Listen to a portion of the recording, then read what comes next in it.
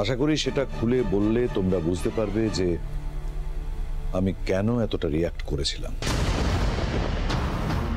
দেখো মেহুলি, বড় মাকে যে আমি খুব ভালোবাসি বা পছন্দ করি তা কিন্তু নয়, তবে বড় মাকে আমি সম্মান করতে বাধ্য।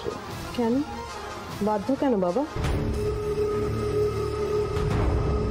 ভেবেছিলাম তুমি বুদ্ধিমতী মেয়ে, এটুকুতেই বুঝে যাবে। এনিওয়ে, আমি বলছি, সূর্যোদয়কে আমি নিজের হাতে দাঁড় করিয়েছি, এটা ঠিক, তবে এই সিংহরায় পরিবারের পুরো সম্পত্তি কিন্তু আমার একার নয়। এর সিংহভাগই রয়েছে বড় মার নামে।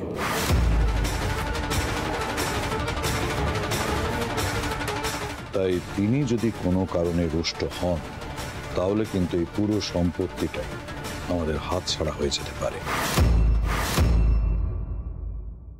কি আপনি এটা কি বলছেন বাবা? আমার তো মাথায় ঢুকছে না, ওই গ্রাম্য গাইয়া মহিলা এত কোটি টাকা সম্পত্তির মালকিন কি করে হতে পারে? মেহুলি, বাবা কি বলছে আগে শোনো, আমরা শুনি একবার। তুমি যদি এতটুকুতেই এত অশান্ত হও, তাহলে আমাদের পরিবারের এই কোটি কোটি টাকার সম্পত্তি তুমি সামলাবে কি করে? আমার উপর একটু ভরসা রাখো। আমি চেষ্টা করছি যেভাবে বড় মার কাছ থেকে কিভাবে নিজের নামে সম্পত্তিটা লিখে নেওয়া যায়। বাবা, আপনি নয় গোটা সম্পত্তিটা বড় মার থেকে লিখে নিলেন, কিন্তু তারপর মানে তুমি ঠিক কি বলতে চাইছো একটু স্পষ্ট করে বলবে? হ্যাঁ বাবা, স্পষ্ট করেই বলছি। বাবা, আমি না থাকলে কিন্তু এই গোটা সূর্যোদয় সাম্রাজ্যটা এত বড় হতো না। ঋষি এবং আমি এই ফ্যামিলির জন্য এবং এই সিংহরায় পরিবারের জন্য যা যা কন্ট্রিবিউট করেছি, আপনার বড় ছেলে কিন্তু তার সিকি ভাগ্য করেনি। মেহুলি, এখন এইসব কথাগুলো উঠছে কেন? প্লিজ ঋষি, এক মিনিট আমাকে বলতে দাও। মেহুলি, কার কি প্রাপ্য সেটা আমি জানি। ঋষি যেরকম আমার ছেলে, তেমনি রুদ্র আমার সন্তান, তাকেও জলে ফেলে দিতে পারি না। তাই এই সিংহরায় পরিবারের পারিবারিক সম্পত্তির যার যতটুকু প্রাপ্য সে ঠিক ততটুকুই পাবে। এমনকি তুমি আর ঋষিও বঞ্চিত হবে না, তোমাদের যোগ্য প্রাপ্যটুকুই পাবে, এটা আমি আশা করছি।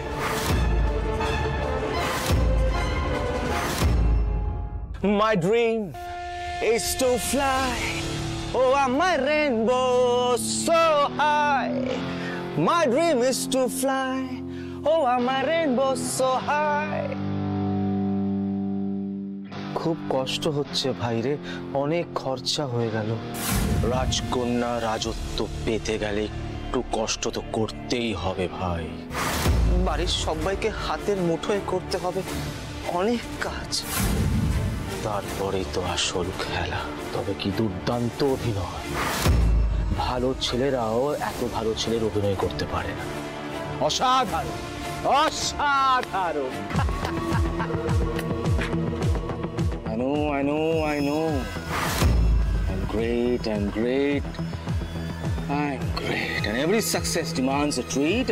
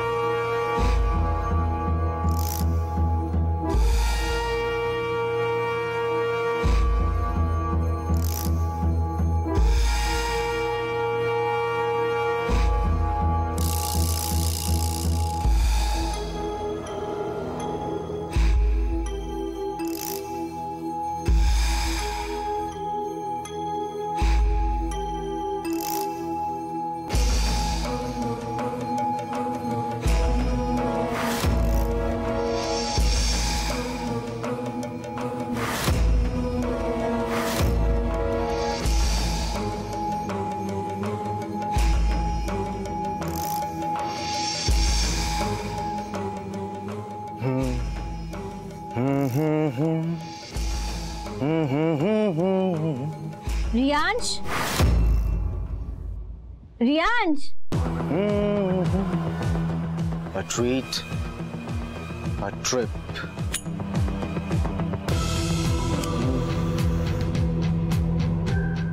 দরজাটা তো খোলা, ভিতরে যাব?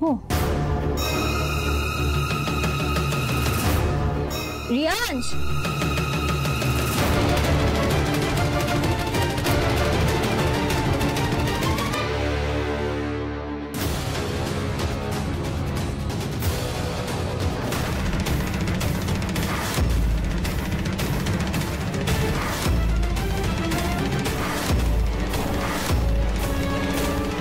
কি করছো এটা?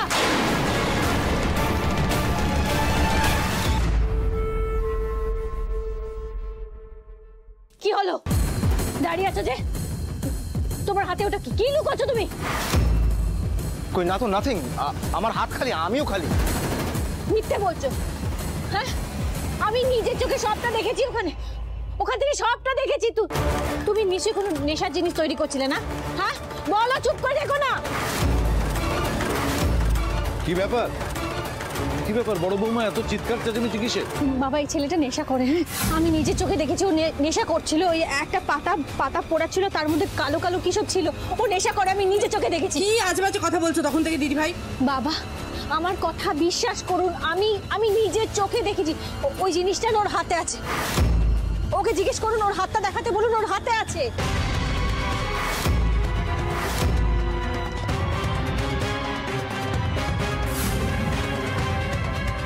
বাহ দিদি ভাই, বাহ, তুমি আবার শুরু করে দিলে তোমার এই নোংরামো। দিদি ভাই, আমার ভাইটা আজকেই বিয়ে বাড়িতে এসেছে, আর আজই তোমাকে এসব নোংরামো করে ওকে সবার সামনে অপদস্থ করতেই হচ্ছে। কেন করো তুমি এগুলো বলো তো?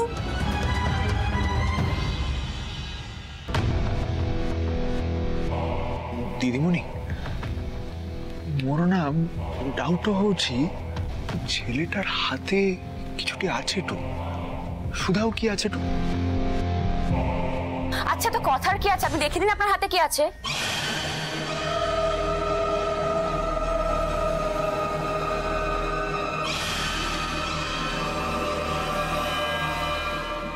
ও নো নো নো রিয়াঞ্জ, এবার কি সবাই ধরে ফেলবে?